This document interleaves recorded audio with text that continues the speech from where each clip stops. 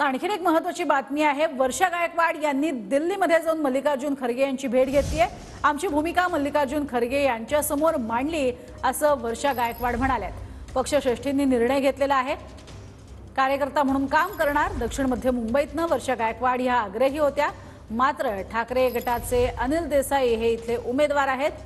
गायकवाडांना ठाकरे गटाचा उत्तर मध्य मुंबईतनं लढण्याचा सल्ला होता अशी सूत्रांची माहिती आहे। उत्तर मध्य मुंबईतनं वर्षा गायकवाड लढण्याची शक्यता असल्याची सूत्रांची माहिती आहे।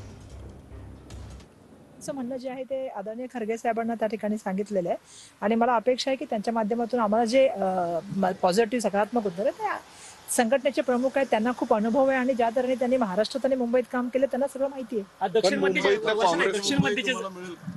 असं आहे की आता एकदा जे निर्णय आहे ते पक्षश्रेष्ठीने घेतल्यानंतर पक्षाचा कार्यकर्ता म्हणून काम करणं आमचं काम आहे।